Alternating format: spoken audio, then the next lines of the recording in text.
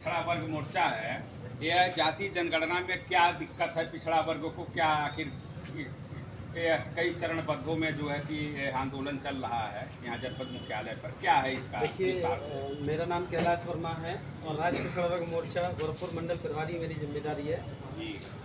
और हमारे जिला अध्यक्ष माननीय छेदी प्रजापति जी हैं, राज्य पिछड़ा वर्ग मोर्चा जिला महाराजगंज। देखिए साथियों, आज हमारा दूसरे चरण का धरना प्रदर्शन है 625 जिले भारत के 31 राज्यों में। अभी प्रथम चरण में हमारा 25 मई को जिलाधिकारी महोदय के माध्यम से राष्ट्रपति महोदय को ज्ञापन दिया गया कि जो अभी राष्ट्रीय गणना हो रही है, राष्ट्रीय गणना में अनुसूचित जनजाति का कॉलम है लेकिन ओबीसी का कॉलम नहीं है। तो हमारी मांग जो है काफ़ी समय से है, सालों से है कि ओबीसी की भी जाति गणना की जाए और संख्या के अनुपात में उसको भी हिस्सेदारी लागू की जाए। लेकिन आरएसएस बीजेपी की सरकार जो है गधा घोड़ा कुत्ता बिल्ली की गिनती करवाती है मगर ओबीसी के पिछड़ों की गिनती नहीं करवाती है।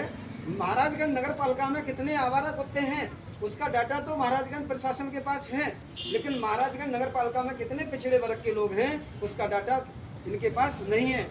तो ये जो अच्छा सर जी, एक और है, मान लीजिए कि पिछड़ा वर्ग में आपको विधानसभा से लेकर के लोकसभा तक तमाम बड़े बड़े पदों पर लोग विराजमान हैं, तो क्या वह लोग सदन में जा करके सरकार से यह बात नहीं कहते हैं कि पिछड़े वर्ग को क्यों हिस्सेदारी नहीं मिल रही है, जाति जनगणना में क्यों भेदभाव किया जा रहा है? ऐसे कितने लगभग राजनेता हैं इस राजनीतिक इस समय वर्तमान सरकार में, कितने राजनेता हैं पिछड़े वर्ग के, क्या उनकी जिम्मेदारी नहीं बनती है? जिम्मेदारी तो उन्हीं का बनना चाहिए।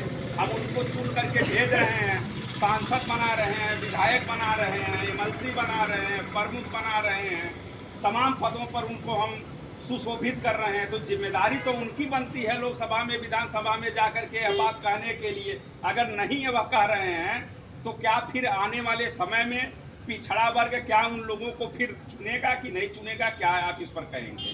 देखिए, जो हमारे जो एमपी एमएलए हैं पिछड़े वर्ग के, चाहे पक्ष में हो या विपक्ष में हो, वो मौन रह के भी यानी कि चुप रह के भी आरएसएस बीजेपी का समर्थन कर रहे हैं।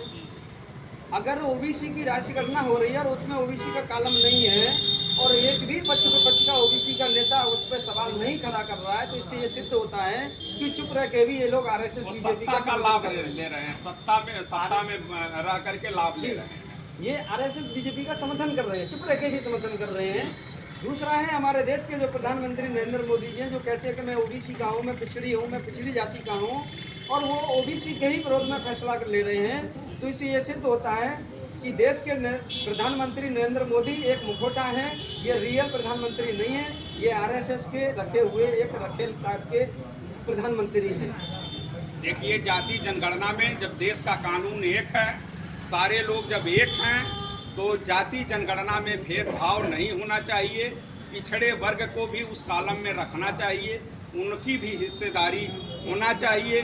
देश के सर्वोच्च पदों पर तमाम राजनेता हैं, वो मीडिया में आकर के बड़ा बड़ा बयान तो दे देते हैं, लेकिन क्या उनके कानों तक ये आवाज़ नहीं जाती है? वह कॉलम कौन तैयार किया है? ये जिम्मेदारी किसकी बनती है?